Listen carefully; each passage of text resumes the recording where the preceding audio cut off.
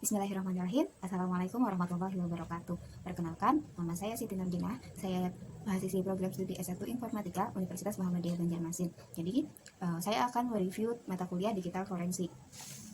Pertemuan yang pertama yaitu ada pengenalan forensik digital. Itu ada bagian-bagiannya, yang ada perkembangan teknologi, ada teknologi informasi dan komputer, ada cybercrime, kemudian ada komputer forensik. Forensik adalah suatu proses ilmiah dalam mengumpulkan, menganalisa, dan menghadirkan barang bukti dalam sidang pengadilan terkait adanya suatu kasus hukum. Kemudian ada forensik komputer, yaitu suatu proses mengidentifikasi, memelihara, menganalisa, dan menggunakan bukti digital menurut hukum yang berlaku. Komputer forensik terminologi.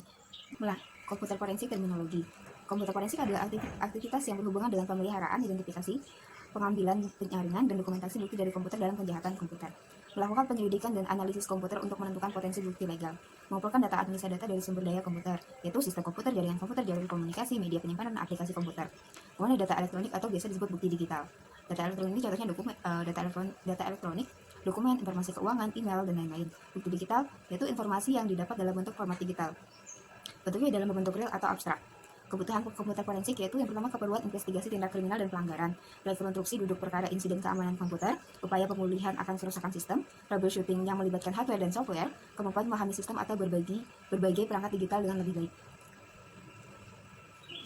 Selain itu ada beberapa spesifikasi komputer forensik yaitu forensik disk, forensik sistem, forensik jaringan komputer, dan forensik internet.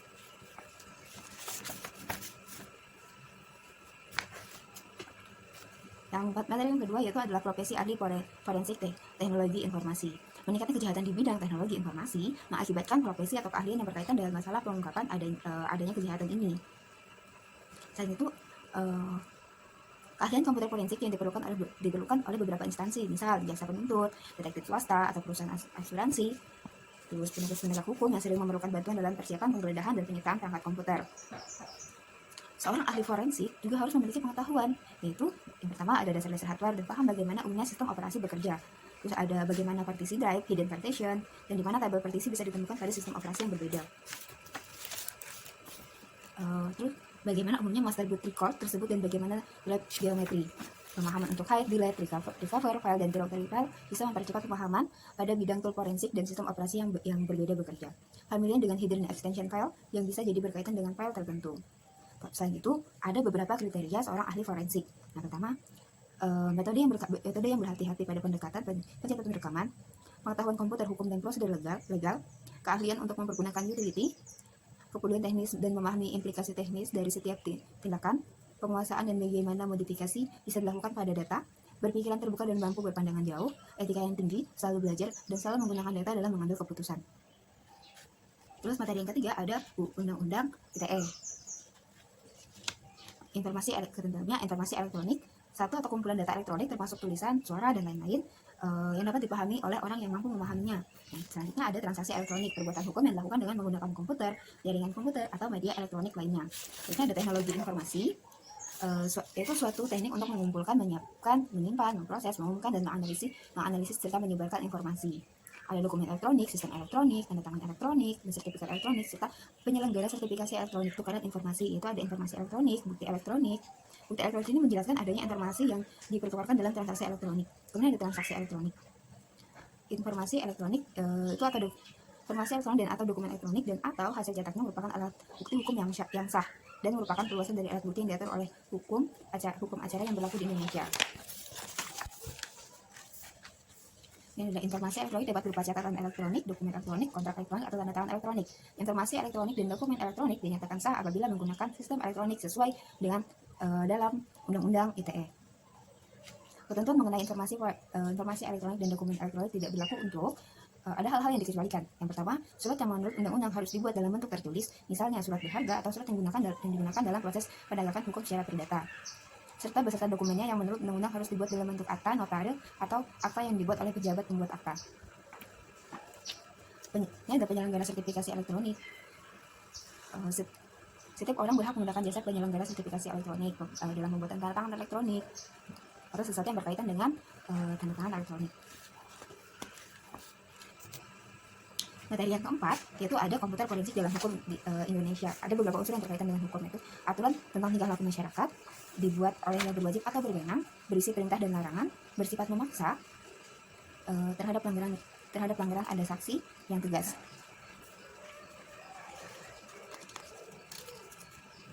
Forensik teknologi informasi dikategorikan sebagai bagian dari hukum acara pidana karena memuat tentang cara-cara atau prosedur pembuktian terjadinya suatu pelanggaran atau kejahatan di bidang teknologi informasi agar dapat diajukan ke pengadilan untuk mendapatkan putusan hakim. Peraturan mengenai cybercrime atau kejahatan layantara di Indonesia. Yang pertama ada konsep KUHP yang baru-baru ini belum menjadi RUU KHP. Buku 1 ada ketentuan umum itu berada pada pasal 174, pasal 178, pasal 188, pasal 189, pasal 190 dan pasal 191. Dan buku 2 konsep KUHP itu pada pasal 263, pasal 264, pasal 266, pasal 546 dan pasal 641 sampai dengan pasal 642. Yang kedua, ada undang-undang khusus cybercrime atau kejahatan layantara. Yang pertama itu ada RUU tindak pidana di bidang teknologi informasi yang merupakan pelanggaran dalam undang-undang.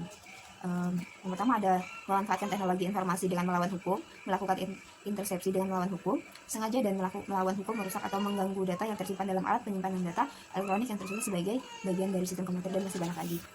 Materi yang kelima, ada standar metodologi komputer forensik.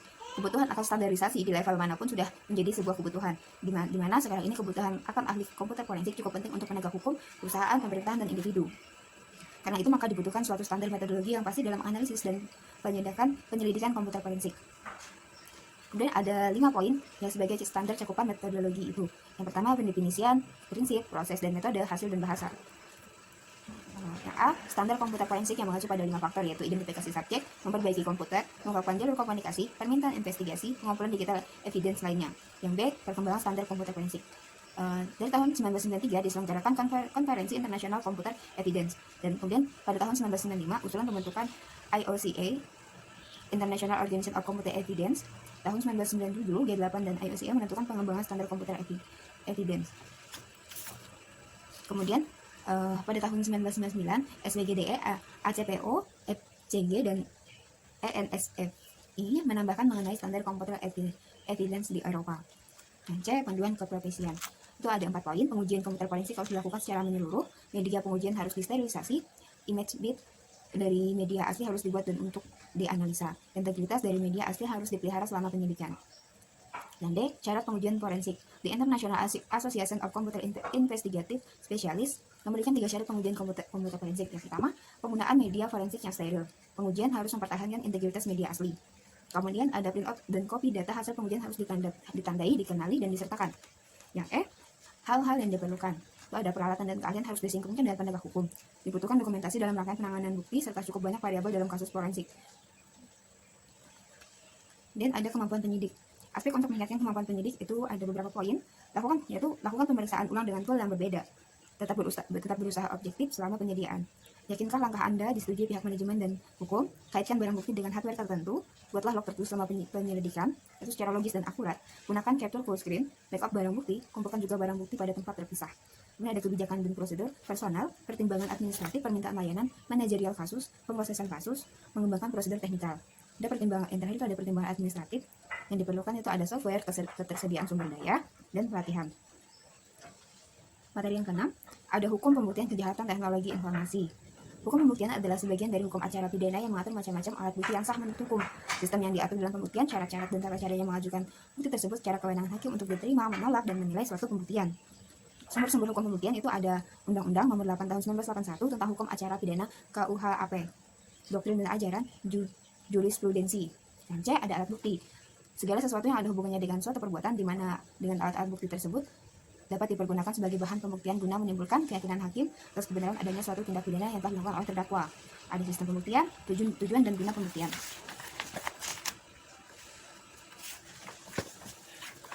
Kemudian ada alat bukti, sumber bukti digital, open computer system, communication system, dan embedded computer system. Materi yang ketujuh, itu ada kejahatan di bidang teknologi informasi. Beberapa istilah kejahatan di bidang teknologi informasi itu ada cybercrime, kejahatan layantara, computer crime, computer abuse, computer fraud, computer related crime, dan lain-lain. Selain itu, karakteristik unik kejahatan bidang teknologi informasi. Yang pertama, ruang lingkup kejahatan bersifat global, menyebabkan sulit menentukan jurisdiksi hukum negara mana yang berlaku kepadanya.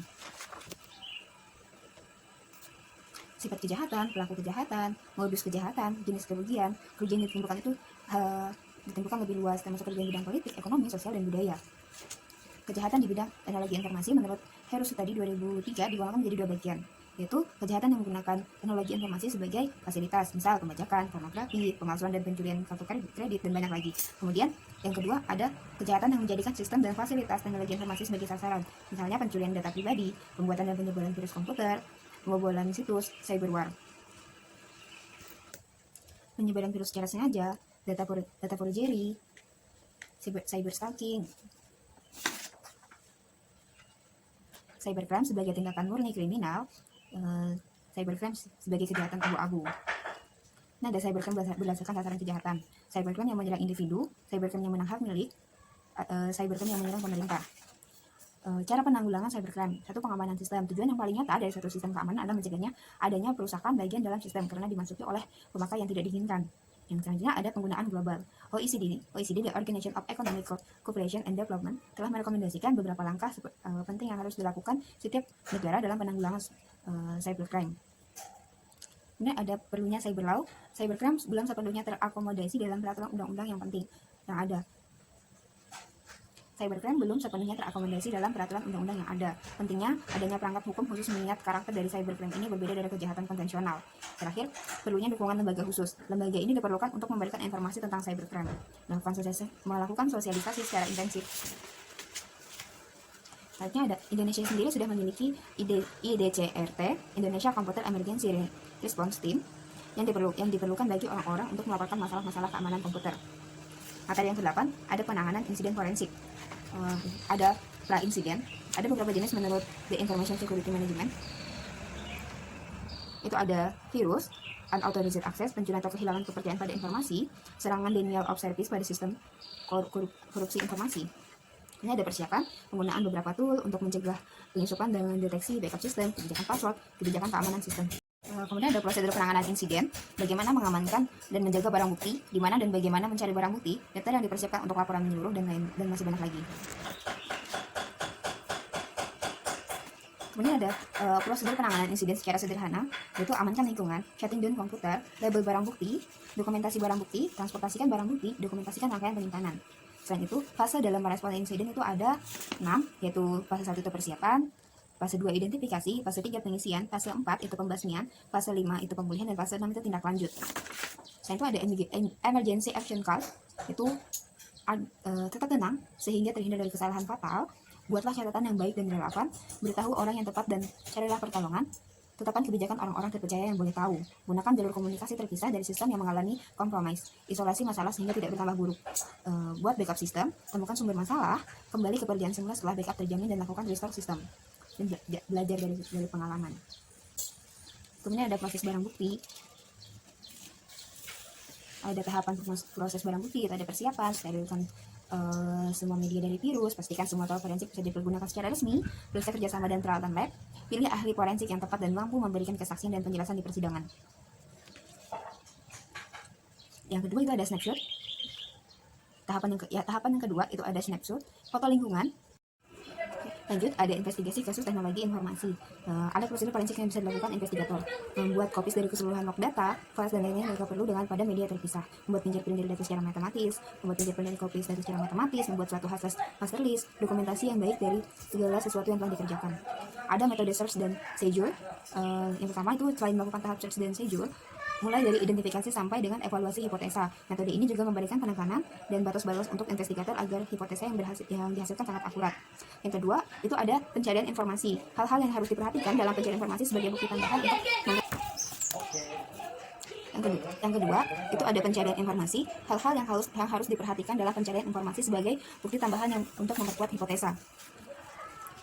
Selanjutnya ada data review, ada pengelompokan analisa media, pembuatan laporan dalam analisa media. Dan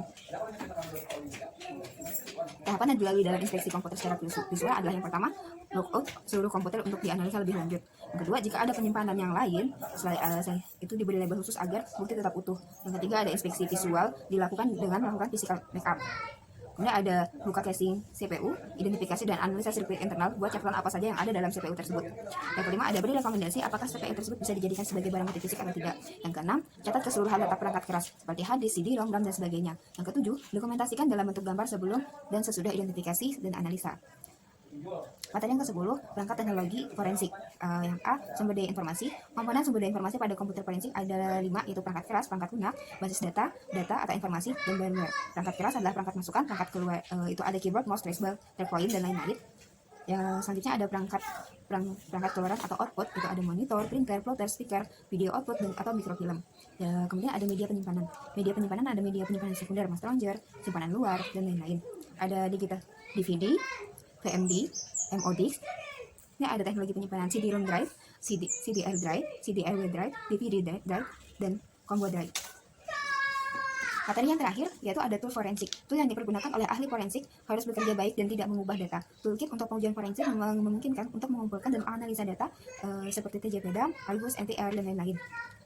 Kategori software forensik itu ada forensic software tools for Windows, image and document readers, data recovery, investigasi, password checking, network investigation, dan lain-lain. Ada tool forensik, ada beberapa tool yang dapat digunakan untuk komputer forensik, misal the Funnel Toolkit, BackDeck, MCS, Forensic Toolkit, dan masih banyak lagi. Dan C, terdapat berbagai macam vendor perangkat lunak forensik. Paket dari Daniel Technologies Configured Evidence Processing Suite menyertakan ada CRC ND5 yang memvalidasi, itu fungsinya memvalidasi file DISKISJ, CRC, program yang validasi image backup, filter 1, filter kecerdasan dengan fuzzy logic, get free, tool pengumpulan unallocated data, get start, tool pengumpulan untuk file start. Sebagai terdapat bermacam vendor perangkat lunak forensik, misal file list, tool katalog list untuk mengevaluasi komputer berdasarkan waktu, get free, tool mengumpulkan allocated data, get time, program untuk dokumentasi waktu dan tanggal sebagai barang bukti. Mungkin itu saja yang dapat saya sampaikan pada video ini. Mohon maaf atas kesalahan dan masih banyak kekurangannya, mohon koreksinya. Terima kasih. Assalamualaikum warahmatullahi wabarakatuh.